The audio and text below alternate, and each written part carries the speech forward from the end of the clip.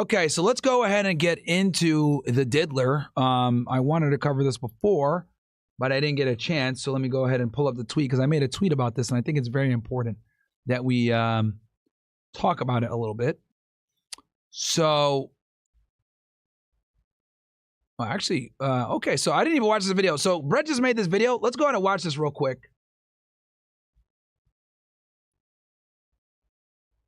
Diddy is just a perv that likes to watch his chick get smashed. This case is going to set the precedent. It could get to a point where women can have an axe to grind with you and come back years later and say, oh, you did X, Y, Z to me, if they didn't get a desired result out of the relationship. Because make no mistake about it, Cassie walked away from this shit with 30 million. She got 20 million in the lawsuit with Diddy, and then she got another 10 million from Intercontinental Hotel. Now, am I saying that Diddy's a saint? No. Am I saying he's innocent? No, I'm not even saying that. But what I am saying is that a lot of this shit was consensual. A lot of it. I looked at the text messages. They were together for years. She's an adult. She could have left, but she stuck around. The other girl, Jane, that's a witness in this case, who Diddy is still paying her bills to this fucking day, by the way. A lot of it was consensual. Sending messages like, I want to go ahead and do X, Y, Z. So it's like, if the premise is this is consensual sex, like, if you don't want to do a freak off one time, does that constitute as rape? See, we're starting to get into this gray area now. Because by that definition, does your wife want to have sex with you every single time you smash? No. Sometimes she might be tired. I don't want to do it. Can that be constituted as rape? Who knows? Depends on how you frame it and how she feels or what she wants to say. This is going to set a precedent that might not be good for men in general in the future.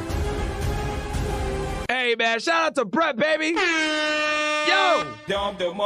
Damn. Shout out to Brett, man. Hey, now you guys see, like, where the... Look, man, I invest back in the product, baby. Some of you niggas talking shit. Oh, bro, you pay too much for Clippers. Shut the fuck up, man. That's where I'm at, and some of you dumbass niggas are where you're at. This is the cost of doing business, baby. This is the cost of fucking getting good clips. This is the cost of getting content like this, man. It ain't cheap. You guys think I'm over here streaming in 4K fucking cameras for fun? Bruh. Shout out to Brett, man. This shit fire. Here, I'll give you guys this link if you guys want to, you know, share it with friends and shit like that. But hey, man, that video actually perfectly kind of dovetails into my topic, what I want to talk about. So let me talk about this real quick. All right. So, and you guys saw a little bit of a summary of it in the video, but let's go through this in a little bit more detail. All right. So Diddy's acquittal on the most serious charges, sex trafficking and racketeering, is a significant victory for men in the legal sphere. A guilty verdict on these counts could have established a dangerous precedent, allowing retroactive withdrawal of sexual consent to be weaponized in court, undermining due process. Let's be clear. Diddy is far from a saint. His history of criminal behavior, including domestic violence, degenerate conduct, and perversion, is undeniable. However, the evidence presented did not support the claims of sex trafficking or organized crime. The government's key witness, Cassie and Jane Doe, 50 Cent's ex-partner, failed to substantiate the trafficking allegations. Both women were in a long-term relationship with Diddy and had ample opportunities to leave. Far from being victims, they were actively complicit in activities they now decry. Cassie, for instance, coordinated payments, flights, and hotel arrangements for the male escorts. Similarly, Jane Doe admitted on the stand to ongoing financial support from Diddy even during the trial and confessed to an affair with one of the escorts while also facilitating their logistics. Their actions contradict the narrative of coercion and victimhood. That said, Diddy was rightfully convicted on 2 counts of interstate transportation of prostitutes, each carrying a maximum penalty of 10 years. Given the circumstances, I estimate he'll face 2 to 7 years, with the sentences likely running concurrently. Well, number one, pat on back to myself for that awesome tweet. Right? Yeah, come on, man. Your boy's a good writer. But with all jokes aside, right, between this and the video that I put for you guys, matter of fact, let me go ahead and I know what I'm going to do. I'm going to literally comment.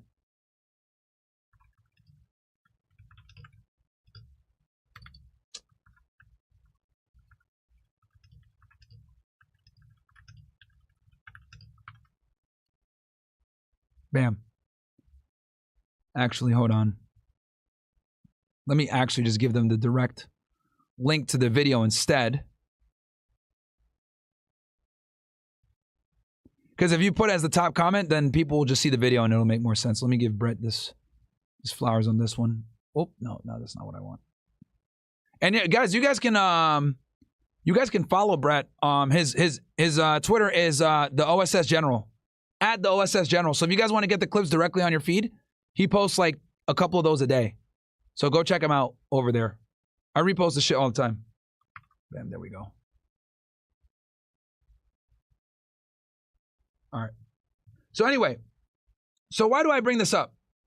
Because obviously it kind of intersects with the red pill, which is what you guys know. That's like our, our main shit. And look, bro, Diddy is a perv. Bro likes to watch dudes smash his girl. Weird as hell. I guess different strokes for different folks, quite literally in this case. But he's not a fucking mob boss that's sex trafficking women, okay? The dude is a pervert that basically had the girls that he was allegedly trafficking actively involved in a criminal activity. And also, it's weird because they charged him with a RICO, and he was the only person being charged. The whole purpose of racketeering is to go after a conspiracy. None of this stuff was profiting. There was no profiting here. It wasn't a business, an illegal business. His business was legal. He was a music mogul with legitimate businesses, and what the government tried to frame it as was an illicit, organization doing a whole bunch of crime. No, this was just a pervert that had a really weird background on sexual wants and had his girlfriends engaging in it. And whether people want to accept it or not, Cassie and Jane Doe engaged in the lifestyle. They enjoyed the lifestyle, and they only complained when they didn't get what they want. I'll give you guys an example. When it comes to Jane Doe, for example, right? You guys know I brought Mel on the show a few times, a.k.a. Watching the World. He was there at the trial. And Jane Doe, a.k.a. 50 Cent's baby mom, what she would do is, when Diddy didn't give her what she wanted, she would say, I don't want to do the freak-offs. Like if he didn't take her out on dates or take her traveling, whatever, she would say, I don't want to do the freak-offs. But if he did what she asked, then she'd say, okay, let's do the freak-offs. So in other words, it's not necessarily that she's being coerced or forced to do it. It's more about she does it only when she feels as though she wants to do it when he does what he says he's going to do. So in other words, she has leverage and power in the situation, and she could change how she feels about this situation based on how Diddy treats her. Does that sound like a victim to you guys? To me, it looks like she kind of has the leverage, if anything. Because if he doesn't do what she wants, he doesn't get what he wants.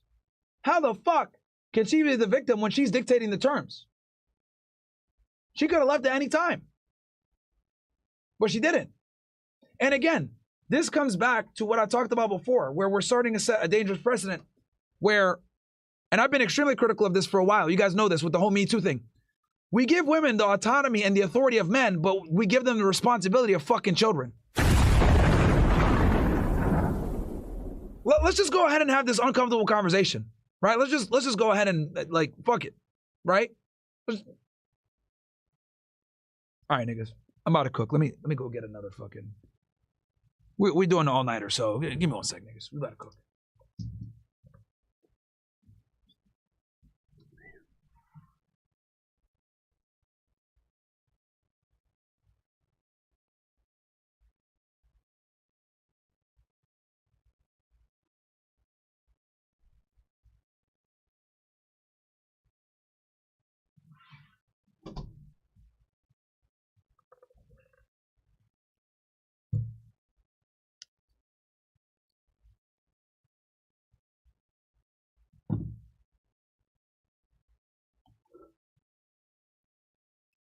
Got my orange drink here.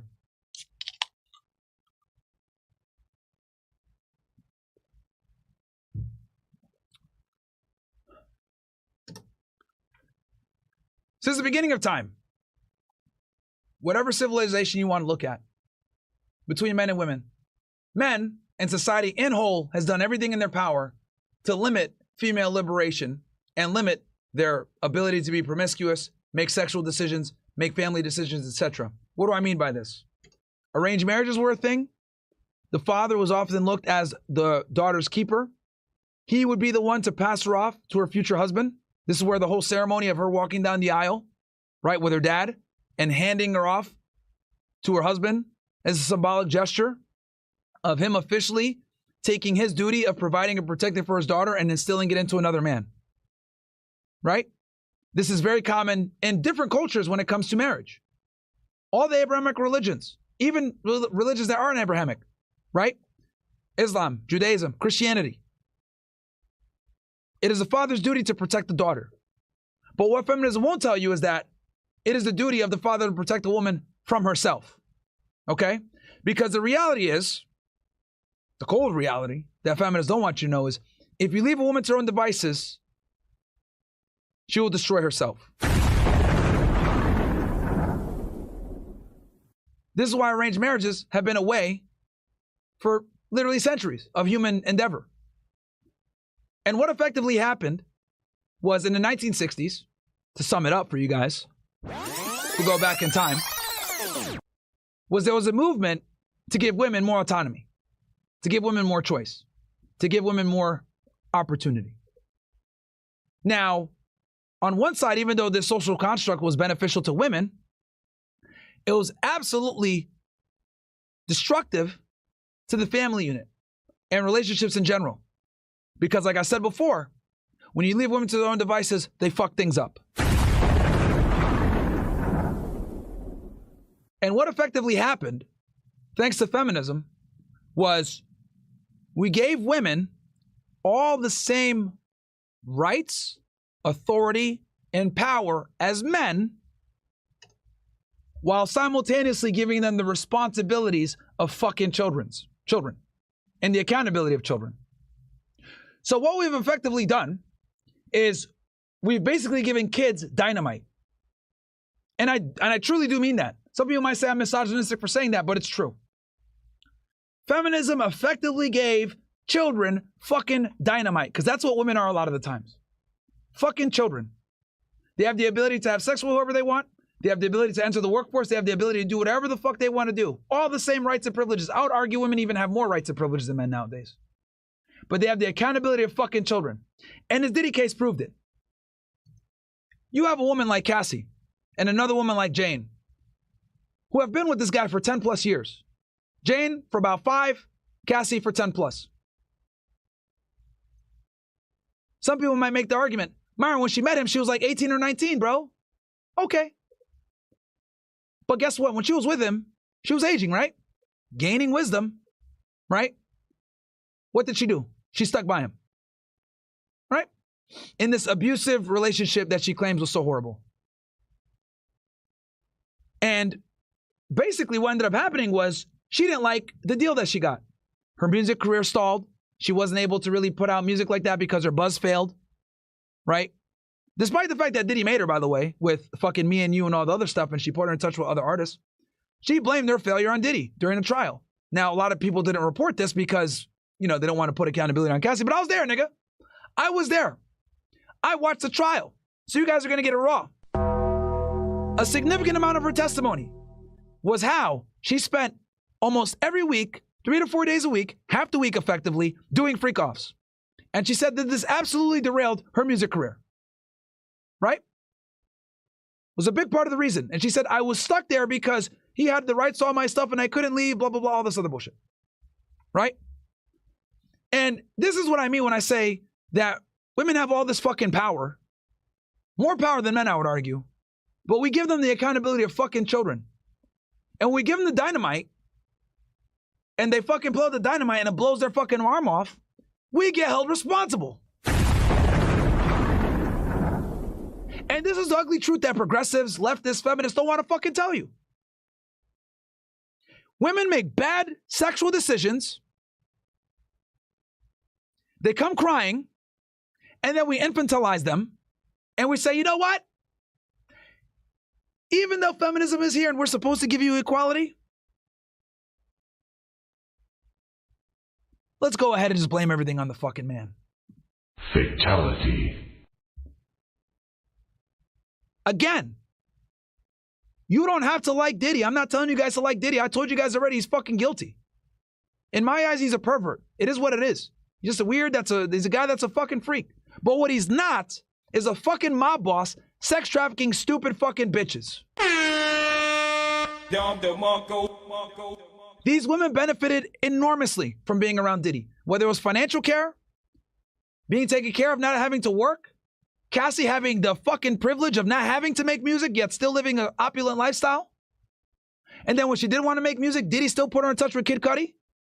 He still put her in touch with Nicki Minaj. What they didn't talk about in the trial is how Diddy went ahead and put her in touch with a lot of artists, and she was in the booth with people with like Drake, Nicki Minaj, Rick Ross, Kid Cudi, who she ended up cheating on Diddy with, by the way, Kid Cudi, because Diddy was the one that introduced her to Kid Cudi back in like 2010-ish. He asked, hey, can you do some music with her? Because back in 2010, Kid Cudi was their fucking man.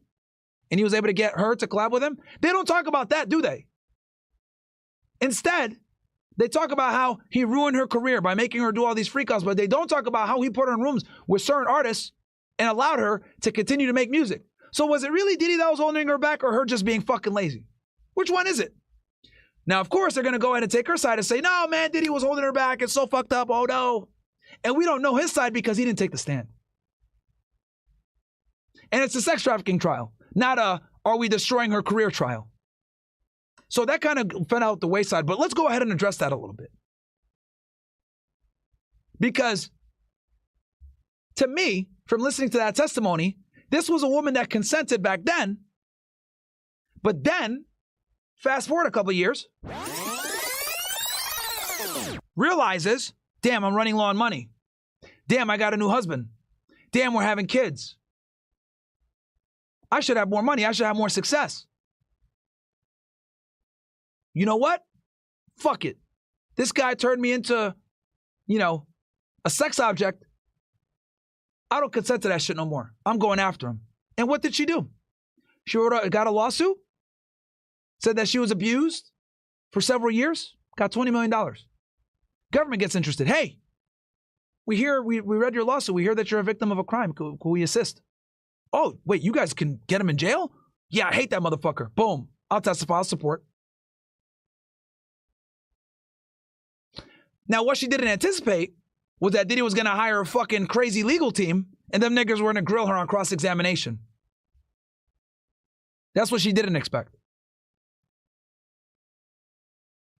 What she didn't expect was they were going to play those fucking freak-off videos in court and show the consensual sex. What she didn't expect was they were going to show all the text messages, how she would say, I want to get smashed, daddy, by these other dudes. Oh, I love you. Oh, this won't be our last freak-off. It's going to be our first freak-off forever. She didn't expect all that shit to come out. And the defense did a fantastic job of showing her as a willing participant. But how the fuck did we get here in the first place? Well, we got here because of the problem I illustrated earlier. Modern feminism has allowed women to behave like fucking idiots and not take accountability for their actions, and even worse yet, retroactively withdraw consent to bad sexual relations they had in the past, and then use it to destroy the life of a man and enrich themselves in the fucking process. And nobody in the mainstream media is going to tell you guys this because this is a very unpopular position, because attacking female bad decisions or feminism or the stupidity of allowing women to make their own sexual decisions is considered taboo. Well, guess what? The world that we know today was built by men. The world that we enjoy today was cultivated by men that had a family to go home to, which would ensure that they would work hard so they could continue to support their fucking home and their family. But since feminism is here and we've deregulated to the sexual marketplace and we've allowed women to become equals, what's happened is women pursue short-term fun over long-term security.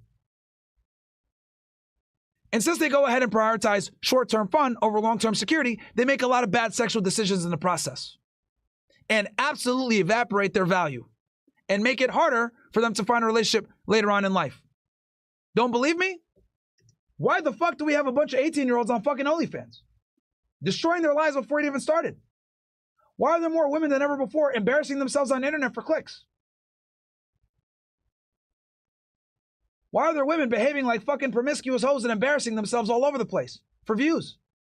I'll tell you why. Because the patriarchy and society that we used to have before, that used to shame bad female behavior and promiscuity and stupidity, it's gone. There's only a few niggas that shame women nowadays. Me, Andrew Tate, and a couple others. But there's less than 10 on the internet. Everybody else, you go, girl. You deserve it all. You're not a hoe. You're empowered. Make that money. Get that bag. They're just jealous. Guys, you got to understand that men that think like us are a minority of the population. Or, let me rephrase, a lot of guys think the way that we do, but very few of us can actually speak about it. And when it comes to content creation, even less of us. Maybe 1% of the internet community even calls out female fuckery. The overwhelming majority, the other 90% plus, outside of our little echo chamber here, because we got to be honest, we are the minority here. The other 90% uplifts female stupidity and female promiscuity, not knowing that it lends the road to what the fuck we got going on now. So we have a woman that made bad sexual decisions, picked a bad fucking deal, didn't get wifed up, was used as a fucking sex object for a decade plus, mad that she didn't get the relationship that she wanted, like Kim Porter, his ex-wife. And what does she do? Has an axe to grind. So now she's coming for everything. Not only did she sue him and get money out of it because he settled, now she tried to take his freedom as well and tried to frame him as some fucking mob boss that was sex trafficking women. Again, I want to be very clear about this. You don't have to support Diddy to see how this could be a bad fucking precedent for men everywhere. If Diddy lost his case and was convicted of sex trafficking, guys, we're talking about any of you niggas. You fly a bitch out, that could be considered prostitution. You travel with your girl, take her to another stay and smash, that could be considered prostitution. That's sex trafficking. Excuse me. They tried to criminalize consenting sexual behavior. Yes, it's degenerate. Yes, I don't agree with it. Yes, I would never do it. But if you have been found guilty of sex trafficking, a lot of niggas will get cooked, bro. A lot. You might not necessarily hire escorts to fuck your girl, but you might hire escorts to come fly to you. You might hire escorts to meet you somewhere. You might travel with some fucking bitch that's an escort. See where I'm going with this? It's a slippery slope. So, Diddy is absolutely guilty of interstate transportation of prostitutes. Yeah, 100%. But is he guilty of running a criminal enterprise and sex trafficking with two women that consented to be with him for multiple years? One of them on the stand testifying against him, admitting that she loves him? Admitting that she just wanted to be with him? Admitting that she was jealous that she couldn't get taken to Turks and Caicos and be treated like a wife? Cassie saying that she was jealous of Kim Porter, that he had a kid with her and he spent the holidays with her? I watched the testimony. I saw it. This wasn't a victim of sex trafficking. This was a woman that was angry at lost opportunity, lost money, and the fact that she realized that now she's with a fucking loser in Connecticut living with her goddamn parents.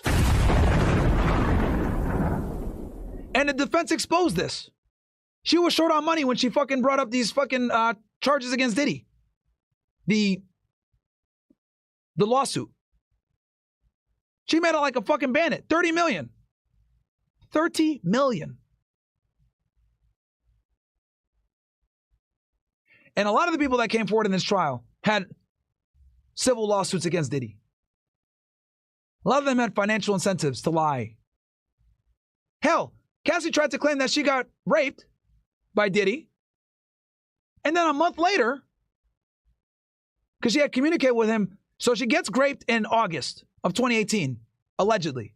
Then, by September 26th to be exact, because I remember the fucking day because I was there, she's having consensual sex with Diddy.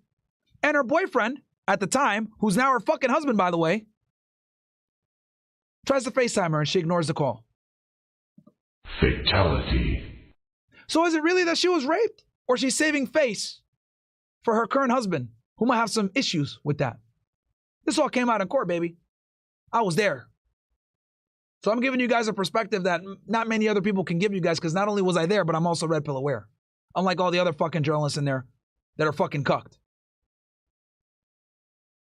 And I told you guys, even back then, I said, look, I'm going to wait until all the evidence comes out. He's guilty of something. I've been telling y'all, he's going to be guilty for sure. But I wasn't so sure if the RICO was it. To be honest with you guys, because I've done RICO cases and I know what it typically is.